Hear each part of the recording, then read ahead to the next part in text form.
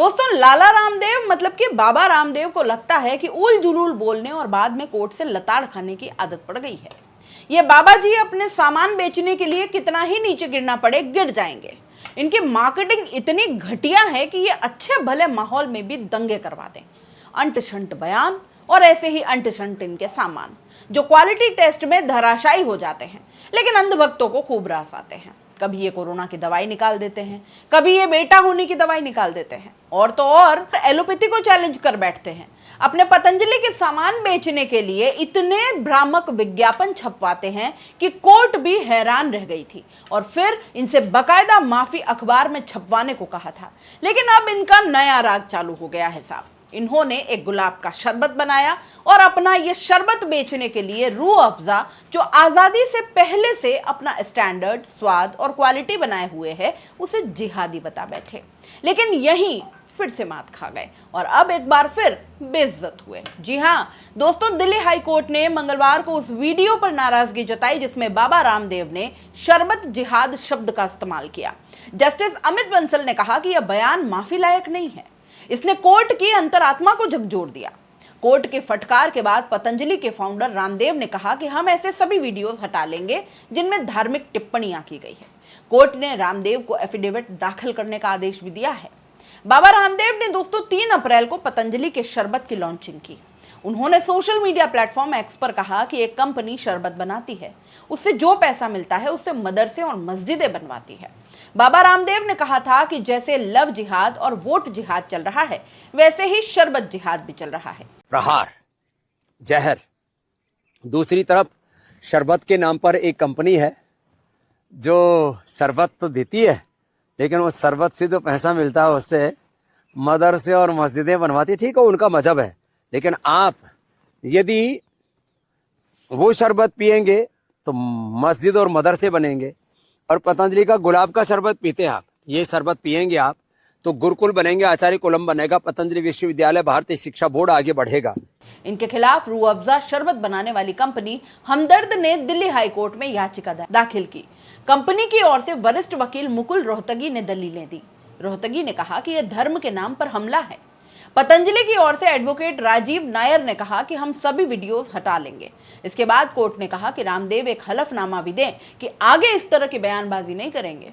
अदालत ने कहा कि रामदेव ऐसी बातें अपने दिमाग तक ही सीमित रखे, इन्हें जाहिर न करे। रोहतगी ने कहा कि रामदेव ने अपने बयान के जरिए धर्म के आधार पर हमदर्द कंपनी पर हमला किया है। उन्होंने शरबत जिहाद का नाम दिया। रामदेव का नाम मशहूर है, बिना किसी दूसरे प्रोडक्ट की बुराई के वे पतंजलि का सामान बेच सकते हैं। यह बयान बुराई करने से आगे निकल गया है, यह धार्मिक बंटवारा करता है। रामदेव का कमेंट हेट स्पीच की तरह ही है।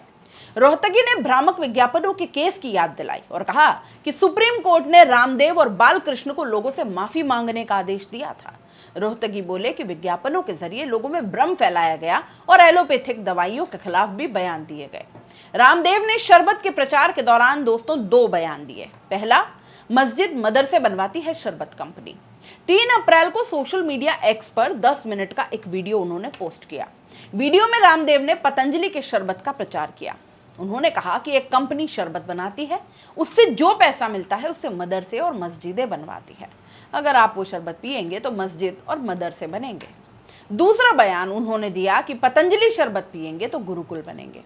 दोस्तों, रामदेव ने कहा कि अगर आप पतंजलि का शरबत पिएंगे तो गुरुकुल बनेंगे, आचार्य कुलम बनेगा, पतंजलि विश्वविद्यालय और भारतीय शिक्षा बोर्ड आगे बढ़ेगा। मैं कहता हूं कि ये शरबत जिहाद है। जैसे लव जिहाद, वोट जिहाद चल रहा है, वैसे ही शरबत जिहाद भी चल रहा है। विवाद बढ़ा तो 12 अप्रैल को रामदेव ने एक और वीडियो पोस्ट किया। इसमें रामदेव ने कहा कि मैंने एक वीडियो डाला, उससे सबको मिर्ची लग गई, मेरे खिलाफ हजारों वीडियो बनाए।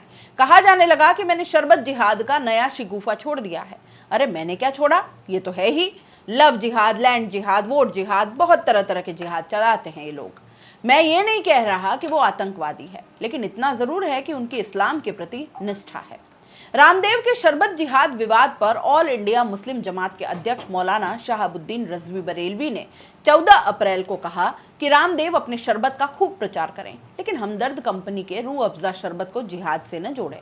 अगर उन्हें जिहाद शब्द से इतनी मोहब्बत हो गई है कि वो लव जिहाद, शरबत जिहाद, लैंड जिहाद जैसी फहरिस्त गिनाने लगते हैं, तो पलट कर अगर कोई उनके बारे में कह दे कि योग जिहाद, गुरु जिहाद, पतंजलि जिहाद, तो फिर उन्हें कैसा लगेगा। अब दोस्तों, इस पूरे मामले से एक बात तो समझ में आ गई है कि बाबा रामदेव को पतंजलि के सामान बेचने के लिए किसी भी हद तक जाना पड़े वो चले जाएंगे, फिर चाहे उन्हें एलोपैथी को हर कुछ कह करके भ्रामक विज्ञापन छपवाने पड़े, फिर चाहे वो पता नहीं कौन सी अंट शंट दवाइयां निकाल दे जो कि क्वालिटी स्टैंडर्ड्स में आधे से ज्यादा उनका सामान फेल हो जाता है। इस बात की कोई उनके पास जवाब नहीं है, लेकिन अंधभक्त इससे काफी राजी हैं, बिना सोचे समझे कुछ भी खा लेते हैं, खरीद लेते हैं और उसके बाद कई सारी शारीरिक या कई तरह की परेशानियों से भी गुजरना उनको बिल्कुल सही लगता है। लेकिन वहीं एक मामूली एक शरबत जो मिठास घोलता है, जिसे दवाई के रूप में बनाया गया था और जब लोगों को वो पसंद आता चला गया, तो उसको आप एक धर्म से जोड़ दे रहे हैं और उसके ऊपर इतना नफरती बयान दे रहे हैं आप।